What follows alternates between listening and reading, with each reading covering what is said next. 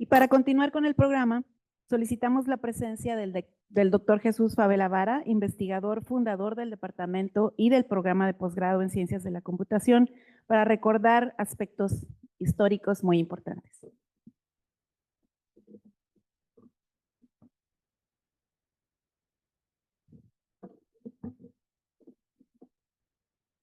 Muchas gracias, Conchita. Buenos días a todos.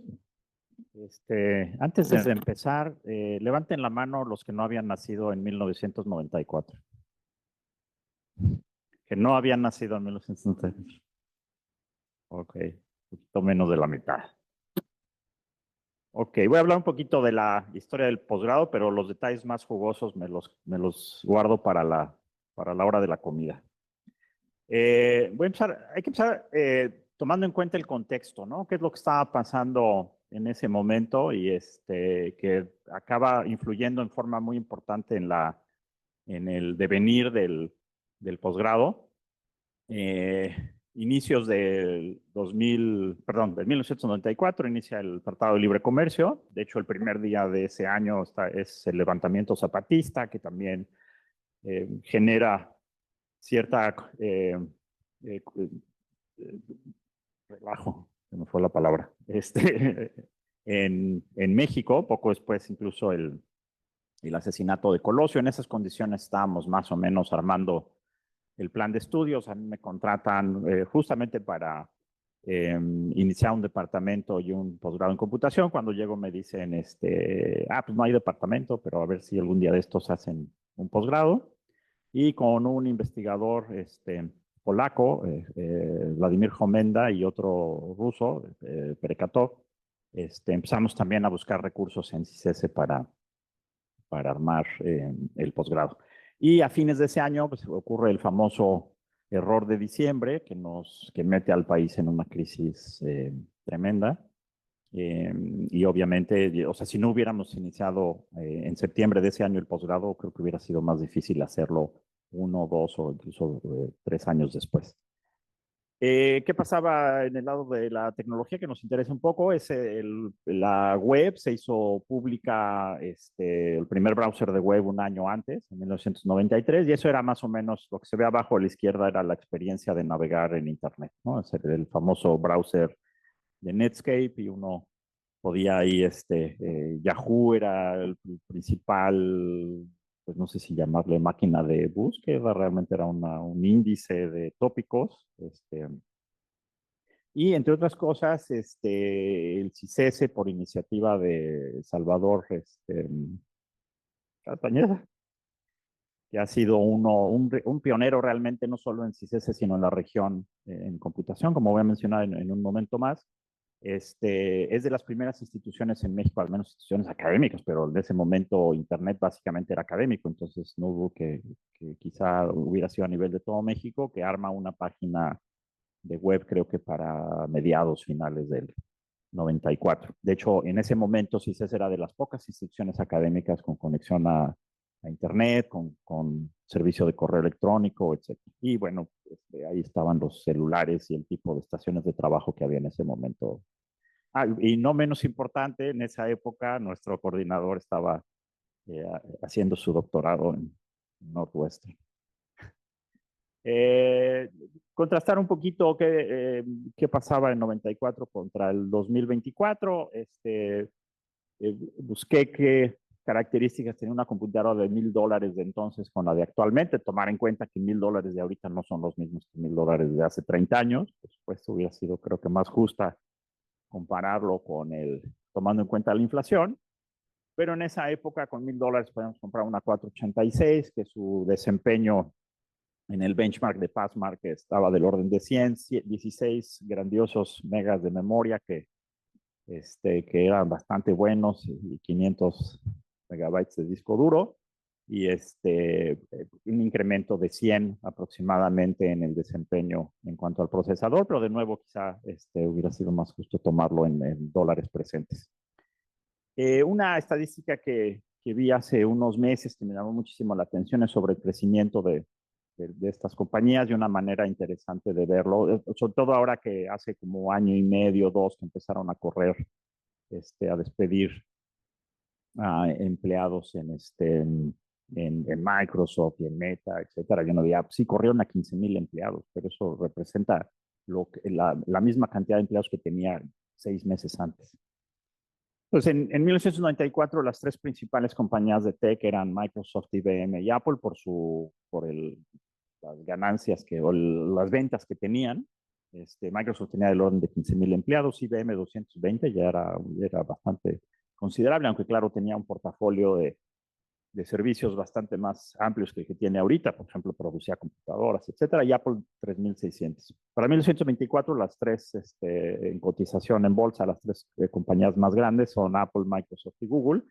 Y miren, por ejemplo, el crecimiento de Apple y Microsoft, ¿no? Y bueno, Meta no existía, por supuesto, y también tiene más de 100,000 empleados, ¿no? Esto es relevante para nuestro posgrado, por supuesto, hay empleo y bueno, y esto es Big Tech, pero por supuesto todo eso se deriva en general en todas las industrias, porque si una cosa tiene la computación es que es promiscua, ¿no? Anda por todos lados. El tamaño de la industria en ese entonces se calculaba en 500 billones de dólares, billones americanos, y ahora en trillones, un incremento sumamente considerable. Yo creo que el número de estudiantes de posgrado en México era realmente marginal. No pude encontrar datos de eso, pero para compararlo en Estados Unidos, el crecimiento ha sido de 4 veces en ese periodo. Acceso a Internet, menos del 1% de la población en 1994, hoy en día más del 60% de la población. Por cierto, escuchaba en una entrevista que le hicieron a Darren Acemoglu, el economista que ganó el premio, uno de los economistas que ganó el premio Nobel este año, que una de sus, aunque lo ganó por economía del desarrollo, una de sus áreas es análisis de tecnología, y él minimizaba el impacto que va a tener este boom de inteligencia artificial comparado con el que tuvo Internet, que a lo mejor en ese momento no lo percibíamos, ¿no? En 1994 se considera más o menos la fecha del nacimiento del boom de las .com, que luego revienta hacia finales de esa década, que también generó muchas expectativas, pero pues hoy en día, si lo vemos en el tipo de servicios que utilizamos, es una realidad, ¿no? Comentaba con un egresado el día de ayer cómo sus hijos no pueden concebir que viviéramos hace no muchos años sin celulares, sin servicio de Internet, etc. Premios Nobel a computólogos en 1994, 0. 2024, 2 personas formadas uno en física y uno en química. ¿Fue alguien? No importa, al rato me corrige, seguramente. Entorno local, hubo una maestría en CICES de conversiones, era la tendencia en esa época, en los 80s. Empieza a haber interés en el área, no hay licenciaturas en computación, entonces ingenieros, personas que habían estudiado ciencia, se interesan por la computación y cursan ese tipo de maestrías. Hubo una aquí que ya para entonces había cerrado, pero el centro tenía una importante tradición en infraestructura de cómputo, como les mencionaba, el caso de Salvador Castañeda, que impulsó la entrada de servidores de estaciones de trabajo en ese momento, de conexión a Internet, etcétera, y sobre todo una cultura de investigación que todavía apreciamos mucho, ¿no? Que es que uno puede entrar a cualquier hora de cualquier día al campus a ver su experimento de laboratorio, a trabajar, etcétera. Y una relación alumno, profesor de colaboración otras cosas. Y por otro lado, había una fuente, un pool de talento joven en la UABC. Creo que habían salido para entonces 2 o 3 generaciones de la carrera de Ciencias de la Computación, que por cierto Salvador también estuvo muy involucrado en su creación. Un área de crecimiento, además formados con mucha con muchas fortalezas en un programa afín al de matemáticas.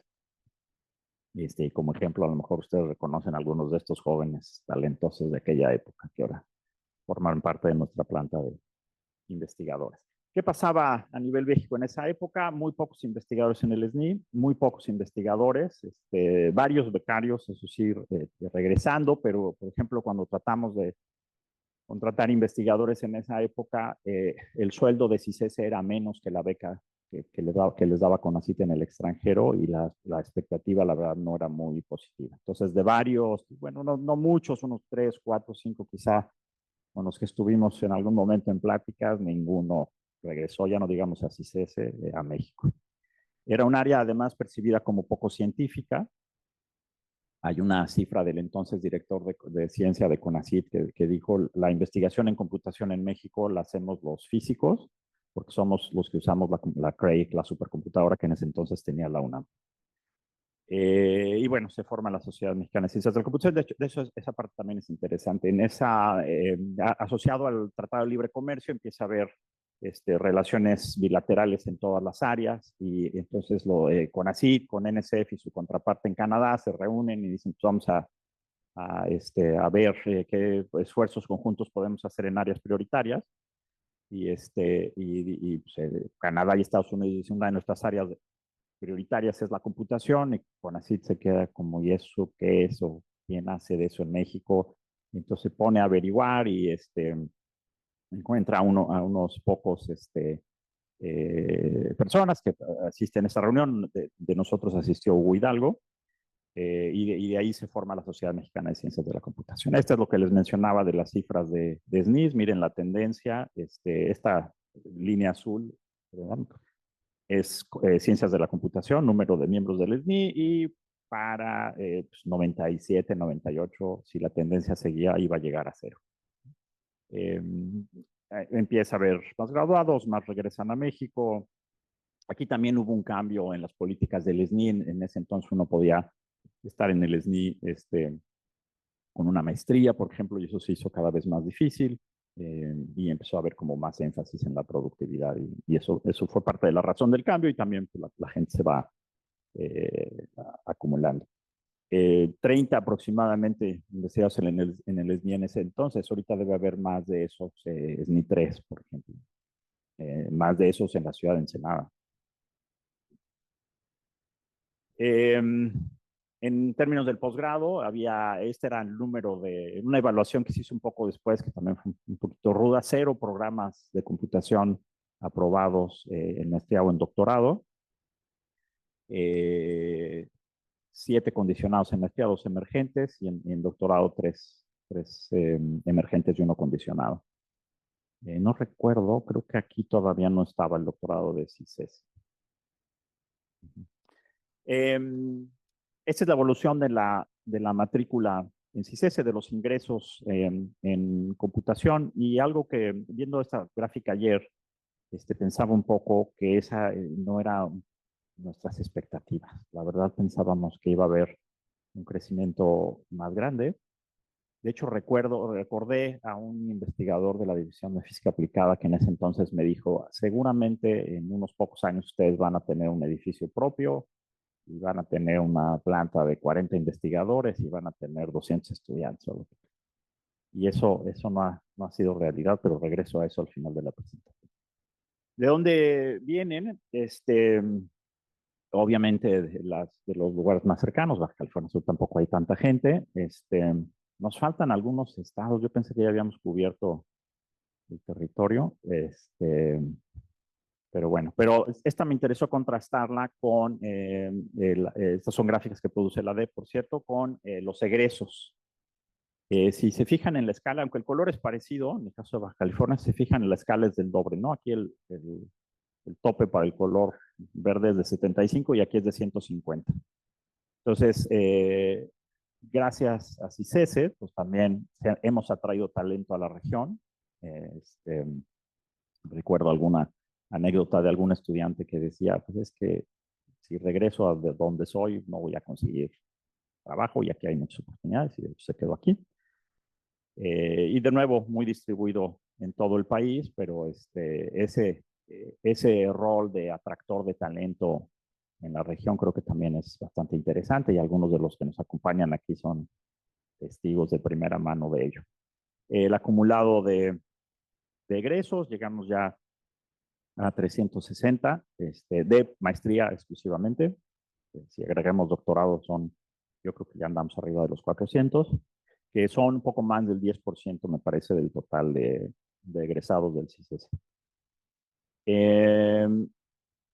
Este es el de egresos a nivel, perdón, el de dónde están nuestros egresados a nivel internacional y no es una distribución tan amplia, pero sí creo que está del orden de 15% de los que están en México están en Estados Unidos. Y en parte asociado a este crecimiento de Big Tech, un número importante de egresados de nosotros están trabajando en ese sector en los Estados Unidos. Viendo en dónde estaban ubicados nuestros estudiantes, me llamó la atención ver el total y entonces empecé a hacer el análisis por décadas y esto es lo que yo más o menos tenía, lo que yo recordaba, ¿no? Una mayoría de nuestros egresados en el sector público, principalmente muchos de nuestros egresados pasaron a ocupar plazas académicas, ¿no? Aquí localmente, en Ensenada, en Tijuana, en Mexicali, en Sonora, donde se crearon nuevos programas asociados a eso. Pero en la siguiente década ya vemos que los que están en el sector privado son un porcentaje mayor y eso es mucho más pronunciado en la última década, ¿no? Entonces parece haber una transición interesante. Este es el acumulado, ya con mucho los que están en el sector privado son una mayoría que responde pues, a las dinámicas del mercado, ¿no? Había una demanda muy importante de profesores con posgrado en estos programas cuando nosotros empezamos y ahora no hay tanta demanda, no hay tantas oportunidades en el mismo CICES, por ejemplo, pero en el sector privado esas se han incrementado en forma notable. Tomé como saben, el CICES, la DEP, hace una encuesta a los egresados, y tomé pues creo que no lo hacía cuando empezamos el posgrado, creo que debe tener esto como unos 20 años apenas o poco más, pero bueno, agarramos el archivo de toda la información de los comentarios y con un poquito de inteligencia artificial generativa, estas son las principales conclusiones que arrojan. Una base sólida, académica sólida, tomar en cuenta que algunas de estas cosas pues, son de estudiantes que opinaban al respecto hace 25 o 27 años, otras cosas a lo mejor no prevalecen, pero flexibilidad y amplitud, o sea, varias áreas de especialización, una oferta más o menos rica en ese sentido, profesores de alta calidad, esa la había puesto hasta arriba, ¿no? Y un entorno orientado a investigación que de nuevo es el signo del CICES y en general al menos de la mayoría de los centros públicos de investigación. Eso, realmente somos más como o como yo lo percibo, somos como una universidad de investigación, ¿no? Identifica también algunas áreas de mejora, actualización del plan de estudios. Tenemos esfuerzos constantes en ese sentido, pero sin duda es un área sumamente dinámica que necesitamos retomar eso. Para ello también necesitamos incorporar a nuevos investigadores y eso también implica que algunos de nosotros pues, también tenemos que empezar a hacer planes fuera de CICES. Aplicación y conexión con la industria, lo vemos cuando comparamos esas estadísticas de quienes están en el sector público y en el privado, pues hace falta también un componente más aplicativo y ahora de nuevo también estas industrias, las ofertas que tienen de internships y cosas por el estilo que están abiertas que antes eran cerradas para americanos en buena medida ahora están abiertas, incluso algunas de ellas solamente para México, Estados Unidos y Canadá, lo cual es una oportunidad. No es fácil integrar una estancia a estas compañías en nuestro plan de estudios, pero a lo mejor son cosas que valdría la pena sentarnos a analizar. Servicios de apoyo estudiantil, de nuevo, tomar en cuenta que estos son 30 años, aquí ha habido un progreso muy importante en apoyo en salud mental, que es una que se menciona ahí. Ayuda financiera sí se ha vuelto más complicada, pero se hacen esfuerzos en ese sentido. Y actividades de integración social, pues justamente en eso andamos hoy aquí. La agilización de procesos administrativos, ahí hubo una mejora muy importante, en particular con la presión en la que nos puso la pandemia, donde muchos servicios se migraron en línea, un poco nos vimos forzados a ello, y la DEP respondió en forma muy efectiva en ese sentido, y ahora una gran cantidad de servicios se pueden hacer mucho más simple, no hay que ir a hacer cola ahí para ver a dolores y más, salvo para asuntos un poquito más delicados. Termino con esto, son fotos de la primera graduada, Tere Soriana y Greneter, que se graduó apenas, me parece que la semana pasada, no recuerdo, o hace unos días. Regreso a ese punto de si no deberíamos de ser más grandes, de tener más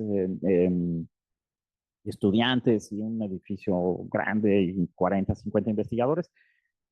Pero en realidad algo de lo que ha pasado es que hemos tenido un efecto multiplicador. O sea, muchos de nuestros egresados han ido a otros lugares a armar posgrados, a armar nuevas carreras, a formar investigadores.